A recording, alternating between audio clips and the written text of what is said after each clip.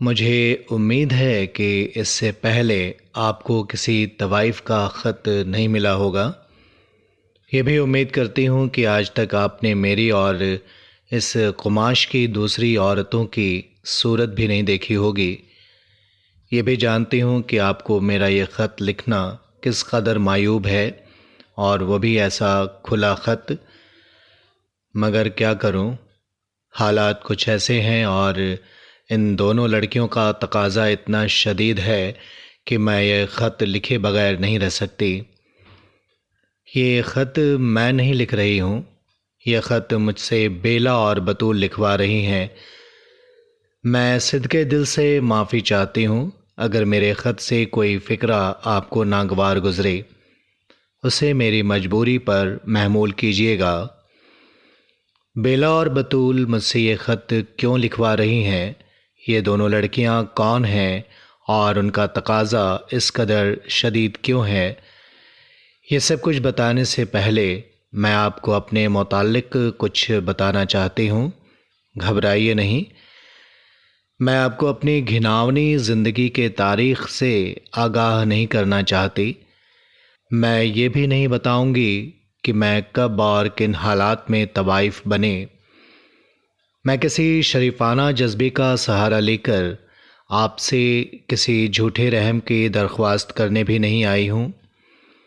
मैं आपके दर्दमंद दिल को पहचान कर अपनी सफाई में झूठा अफसाना मोहब्बत नहीं गढ़ना चाहती।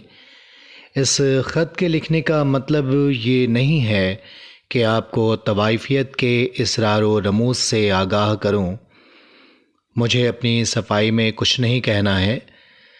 मैं तो सिर्फ़ अपने मुताल्लिक़ चंद ऐसी बातें बताना चाहती हूँ जिनका आगे चलकर बेला और बतूल की ज़िंदगी पर असर पड़ सकता है। आप लोग कई बार बम्बई आए होंगे। जिन्ना साहब ने तो बम्बई को बहुत देखा है, मगर आपने हमारा बाज़ार काहे को देखा होगा। जिस बाज़ार में मैं रहती हूँ वो फ़ारस रोड कहलाता है। फ़ारस रोड ग्रांट रोड और मदनपुरा के बीच में है।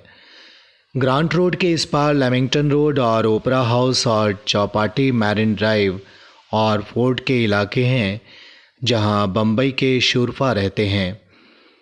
मदनपुरा में इस तरफ गरीबों की बस्ती है। फ़ारस रोड इन दोनों के बीच में है ताकि अमीर और गरीब इससे यकसां मुस्तफ़ीद हो सकें। गौर फ़ारस रोड भी मदनपुरा के ज़्यादा करीब है क्योंकि नादारी में और तवाइफियत में हमेशा बहुत ही कम फासिला रहता है। ये बाज़ार बहुत खूबसूरत नहीं है, इसके मकीन भी खूबसूरत नहीं हैं। उसके बीचों बीच ट्राम की गड़गड़ाहट शबो रोज़ जारी रहती है। जहाँ भर के आवारा कुत्ते और लौंडे और शदूदे और बेकार और जराइम पेशा मखलूक उसकी गलियों का तवाफ़ करती नज़र आती हैं। लंगड़े लूले ओबाश मदकोक तमाशबीन आतिश्क और सुजाक के मारे हुए काने लुंजे कोकीनबाज और जेब कतरे इस बाज़ार में सीना तान कर चलते हैं। गलीज़ होटल सिले हुए फुटपाथ पर मैलों के ढेरों पर भिनभिनाती हुई लाखों मक्खियाँ, लकड़ियों और कोयलों के अफसरदा गोदाम, पेशावर दलाल और बासी हार बेचने वाले कोकशास्त्र और नंगी तस्वीरों के दुकानदार, चीन हज्जाम और इस्लामी हज्जाम और लंगोटे कसकर गालियां बकने वाले पहलवान, हमारा समाजी ज़िंदगी का सारा कूड़ा करकट आपको फ़ारस रोड पर मिलता है। जाहिर है आप यहाँ क्यों आएंगे, क्योंकि कोई शरीफ आदमी इधर का रुख नहीं करता। शरीफ आदमी जितने हैं वो ग्रांट रोड के उस पार रहते हैं और जो बहुत शरीफ हैं वो मालाबार हिल पर क़याम करते हैं। मैं एक बार जिन्ना साहब की कोठी के सामने से गुजरी थी और वहाँ मैंने झुककर सलाम भी किया था। बतूल भी मेरे साथ थी। बतूल को जिन्ना साहब से जिस कदर अक़ीदत है उसको मैं ठीक से बयान नहीं कर सकूँगी। खुदा और रसूल के बाद दुनिया में अगर वो किसी को चाहती है तो सिर्फ़ वो आप हैं। उसने आपकी तस्वीर लॉकेट में लगाकर अपने सीने से लगा रखी है, किसी बुरी नीयत से नहीं। बतूल की उम्र तो अभी 11 बरस की है, छोटी सी लड़की ही तो है वो फारस रोड वाले अभी से उसके मुताल्लिक बुरे बुरे इरादे कर रहे हैं, मगर खैर वो कभी भी आपको बताऊंगी। तो ये है फारस रोड जहाँ मैं रहती हूँ। फारस रोड के मगरबी सिरे पर जहाँ चीनी हज्जाम की दुकान है, उसके करीब एक अंधेरी गली के मोड़ पर मेरी दुकान है। लोग तो उसे दुकान नहीं कहते, मगर खैर आप दाना हैं, आपसे क्या छुपाऊंगी। यही कहूँगी कि वहाँ पर मेरी दुकान है और वहाँ पर मैं इस तरह व्यापार करती हूँ जिस तरह बुनियाद सब्ज़ी वाला, फल वाला, होटल वाला, कपड़े वाला और कोई दुकानदार व्यापार करता है। और हर व्यापार में ग्राहक को खुश करने के अलावा अपने फ़ायदे की भी सोचता है। मेरा व्यापार भी इसी तरह का है। फ़र्क सिर्फ इतना है कि मैं ब्लैक मार्केट नहीं करती और मुझ में और दूसरे व्यापारियों में कोई फ़र्क नहीं। ये दुकान अच्छी जगह पर नहीं है। यहाँ रात तो कुज़ा दिन में भी लोग ठोकर खा जाते हैं। इस अंधेरी गली में लोग अपनी जेबें खाली करके जाते हैं, शराब पीकर जाते हैं, जहाँ भर की गालियाँ बकते हैं। यहाँ बात बात पर छुराजनी होती है और एक खून तो हर दूसरे तीसरे रोज़ होता ही रहता है। गरज की हर वक्त जान ज़ैक में रहती है और फिर मैं कोई अच्छी तवाइफ नहीं हूँ कि पवई जाके रहूँ या वर्ली पर समंदर के किनारे कोठी ले सकूँ। मैं एक बहुत ही मामूली दर्जे की तवाइफ हूँ और अगर मैंने सारा हिंदुस्तान देखा है और घाट घाट का पानी पिया है और हर तरह के लोगों की सोहबत में बैठी हूँ, लेकिन अब 10 साल से इसी शहर बम्बई में इसी फारस रोड पर इसी दुकान में बैठी हूँ और अब तो मुझे इस दुकान की पगड़ी भी 6,000 रुपये मिलती है। हालांकि ये जगह कोई इतनी अच्छी नहीं है। फ़िज़ा मुतफ़िन है, कीचड़ चारों ओर फैला हुआ है, गंदगी के अंबार लगे हुए हैं और ख़ारिश ज़दा कुत्ते घबराए हुए ग्राहकों की तरफ काट खाने को लपकते हैं। फिर भी मुझे इस जगह की पगड़ी 6,000 रुपये तक मिलती है। इस जगह मेरी दुकान एक मंजिला मकान में है। इसके 2 कमरे हैं। सामने का कमरा मेरी बैठक है, यहाँ मैं गाती हूँ, नाचती हूँ, ग्राहकों को रिझाती हूँ। पीछे का कमरा बावर्ची खाने, गुसल खाने और सोने के कमरे का काम करता है। यहाँ एक तरफ नल है, एक तरफ हंडियाँ हैं और एक तरफ बड़ा सा पलंग है और इसके नीचे एक और छोटा सा पलंग है और इसके नीचे मेरे कपड़ों के संदूक हैं। बाहर वाले कमरे में बिजली की रोशनी है, लेकिन अंदर वाले कमरे में बिल्कुल अंधेरा है। मालिक मकान ने बरसों से कलई नहीं कराई और न ही वो करवाएगा। इतनी फुर्सत किसे है। मैं तो रात भर नाचती हूँ, गाती हूँ और दिन को वही गाँव तकिए पर सर टेक कर सो जाती हूँ। बेला और बतूल को पीछे का कमरा दे रखा है। अक्सर गाहक जब उधर मुंह धोने के लिए जाते हैं तो बेला और बतूल फटी फटी निगाहों से उन्हें देखने लग जाती हैं। जो कुछ उनकी निगाहें कहती हैं, मेरा ये ख़त भी वही कहता है। अगर वो मेरे पास इस वक्त न होती तो ये गुनाहगार बंदे आपके खिदमत में ये गुस्ताखी न करती। जानती हूँ दुनिया मुझ पर थू थू करेगी, शायद आप तक मेरा ये ख़त भी ना पहुँचेगा, फिर भी मजबूर हूँ ये ख़त लिख के रहूँगी कि बेला और बतूल की मर्ज़ी यही है। शायद आप कयास कर रहे हों कि बेला और बतूल मेरी लड़कियां हैं। नहीं, ये गलत है, मेरी कोई लड़की नहीं है। इन दोनों लड़कियों को मैंने बाज़ार से ख़रीदा था। जिन दिनों हिंदू मुस्लिम फसाद ज़ोरों पर था और ग्रांट रोड और फारस रोड और मदनपुरा पर इंसानी खून पानी की तरह बहाया जा रहा था, उन्हीं दिनों मैंने बेला को एक मुसलमान दलाल से 300 रुपये के एवज़ में ख़रीदा था। ये मुसलमान दलाल उस लड़की को दिल्ली से लाया था जहाँ बेला के माँ बाप रहते थे। बेला के माँ बाप रावलपिंडी में राजा बाजार के अकब में पूंछ हाउस के सामने गली में रहते थे। मुतवस्सित तबके का घराना था। शराफत और सादगी घुट्टी में पड़ी थी। बेला अपने माँ बाप की इकलौती बेटी थी और जब रावलपिंडी में मुसलमानों ने हिंदुओं को तहे तेग करना शुरू किया, उस वक्त चौथी जमात में पढ़ती थी। ये 12 जुलाई का वाक़या है।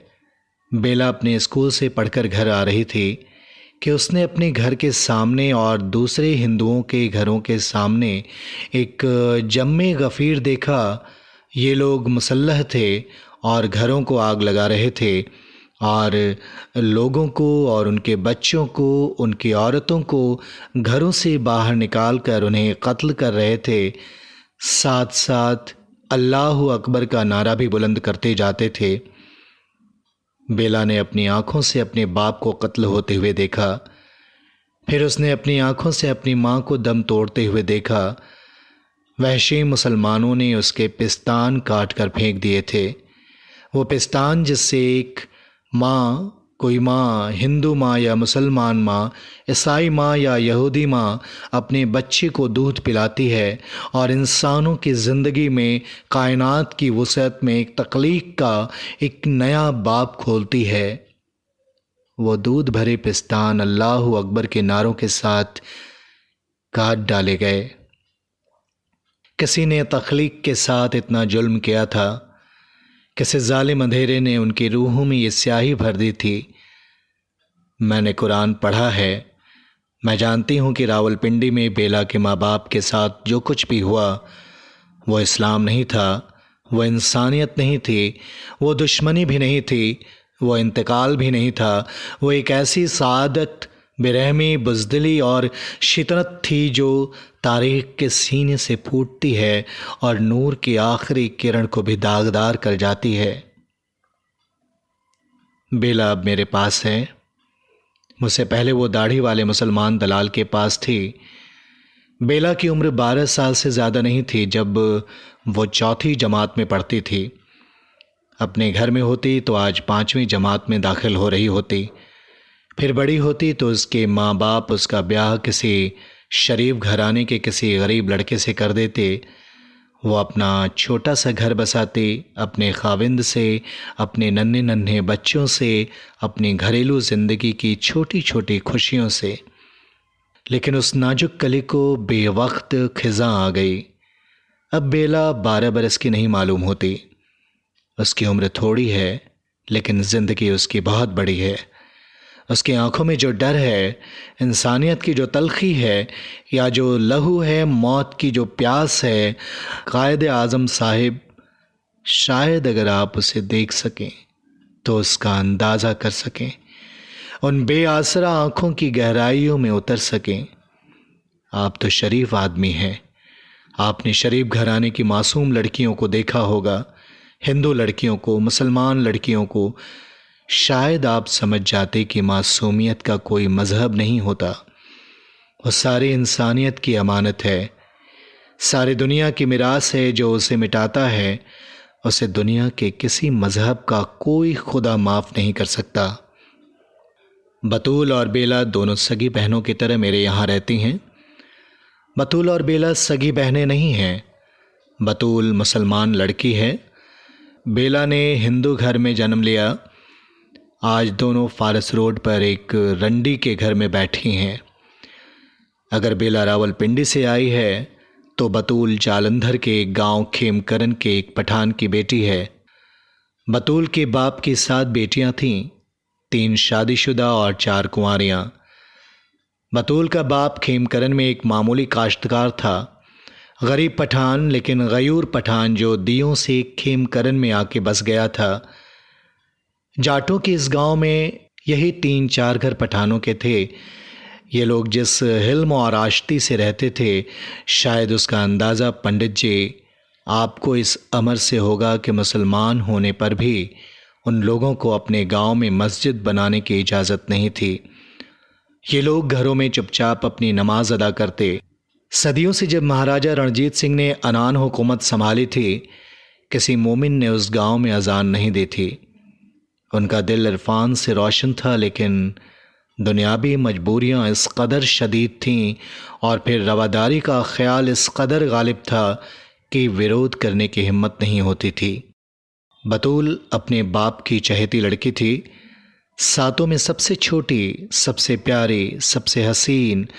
बतूल इस कदर हसीन है कि हाथ लगाने से मैली होती है। पंडित जी, आप तो खुद कश्मीरी उल नस्ल के हैं और फनकार होकर यह जानते भी हैं कि खूबसूरती किसे कहते हैं।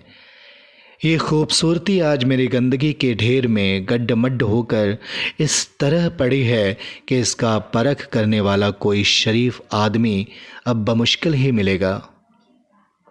इस गंदगी में गले सड़े, मार दाढ़ी, घुन मूँछों वाले ठेकेदार, नापाक निगाहों वाले चार बाजारी ही नजर आते हैं। बतूल बिल्कुल अनपढ़ है। उसने सिर्फ जिन्ना साहिब का नाम सुना था। पाकिस्तान को एक अच्छा तमाशा समझकर उसके नारे लगाए थे, जैसे 3-4 बरस के नन्हे बच्चे घर में इनकलाब जिंदाबाद करते फिरते हैं। 11 बरस की ही तो है वो। अनपढ़ बतूल वो चंद दिन ही हुए मेरे पास आई है। एक हिंदू दलाल उसे लेकर मेरे पास आया था। मैंने उसे 500 रुपये में ख़रीद लिया। इसके पहले वो कहाँ थी ये मैं नहीं कह सकती। हाँ, लेडी डॉक्टर ने मुझसे बहुत कुछ कहा है, अगर आप सुन लें तो शायद पागल हो जाएं। बतूल भी अब नीम पागल है। उसके बाप को जाटों ने इस बेदर्दी से मारा कि हिंदू तहजीब के पिछले 6000 बरस के छिलके उतर आए और इंसानी बर्बियत अपनी वैशी नंगे रूप में सबके सामने आ गई।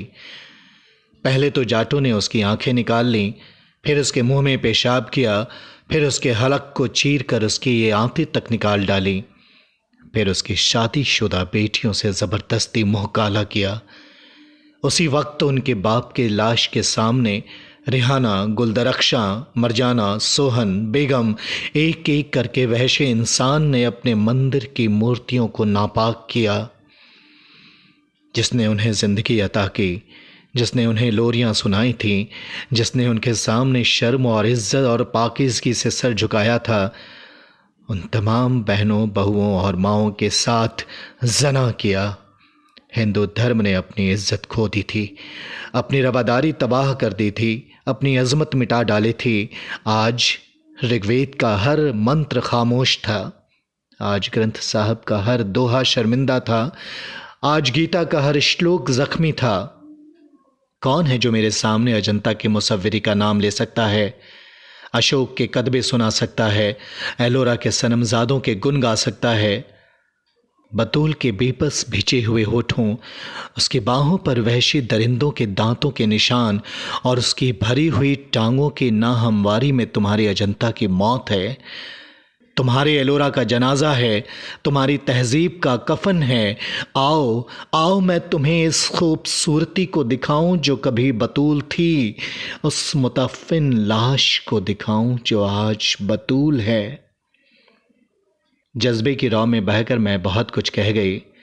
शायद ये सब मुझे नहीं कहना चाहिए था, शायद इसमें आपकी सुबकी है, शायद इससे ज़्यादा नागवार बातें आपसे अब तक किसी ने नहीं की हों, न सुनाई होंगी। शायद आप यह सब कुछ नहीं कर सकते, शायद थोड़ा भी नहीं कर सकते, फिर भी हमारे मुल्क में आज़ादी आ गई है। हिंदुस्तान में और पाकिस्तान में और शायद एक तवाइफ को भी अपने रहनुमाओं से पूछने का ये हक़ है कि अब बेला और बतूल का क्या होगा। बेला और बतूल दो लड़कियां हैं, दो कौमें हैं, दो तहजीबें हैं, दो मंदिर और मस्जिद हैं। बेला और बतूल आजकल फारस रोड पर एक रंडी के यहाँ रहती हैं, जो चीनी हज्जाम के बगल में अपनी दुकान का धंधा चलाती है। बेला और बतूल को यह धंधा पसंद नहीं। मैंने उन्हें ख़रीदा है, मैं चाहूँ तो उनसे ये काम ले सकती हूँ, लेकिन मैं सोचती हूँ कि नहीं, मैं ये काम नहीं करूँगी जो रावलपिंडी और जालंधर ने उनसे किया है। मैंने उन्हें अब तक फारस रोड की दुनिया से अलग थलग रखा है। फिर भी जब गाहक मेरे पिछले कमरे में जाकर अपना मुंह हाथ धोने लगते हैं, उस वक्त बेला और बतूल की निगाहें मुझसे कहने लगती हैं, मुझे इन निगाहों की ताब नहीं, मैं ठीक तरह से उनका संदेशा भी आप तक नहीं पहुंचा सकती हूँ। आप क्यों ना खुद उन निगाहों का पैगाम पढ़ लें। पंडित जी, मैं चाहती हूँ कि आप बतूल को अपनी बेटी बना लें। जिन्ना साहब, मैं चाहती हूँ कि आप बेला को अपनी दुख्तर नेक अख्तर समझें। ज़रा एक दफ़ा उन्हें इस फारस रोड के चंगुल से छुड़ा के अपने घर में रखें और उन लाखों रूहों का नौहा सुनिए। ये नौहा जो नवाखाली से रावलपिंडी तक और भरतपुर से बम्बई तक गूंज रहा है, क्या सिर्फ गवर्नमेंट हाउस में इसकी आवाज़ सुनाई नहीं देती? ये आवाज़ सुनेंगे ना आप? आपके मुखलिस फारस रोड की एक तवाइफ। दोस्तों, उम्मीद है कि आज की कहानी आपको ज़रूर पसंद आई होगी। हम आपको बताना चाहेंगे कि इस चैनल के माध्यम से हम अपने नन्हे दोस्तों के लिए भी कहानियाँ लेकर आ रहे हैं। आपके बहुमूल्य विचारों का हमें इंतज़ार रहेगा। आपसे विनम्र अनुरोध है कि आप हमारे वीडियो को लाइक शेयर ज़रूर करें और हाँ, इस चैनल को सब्सक्राइब करना मत भूलिएगा।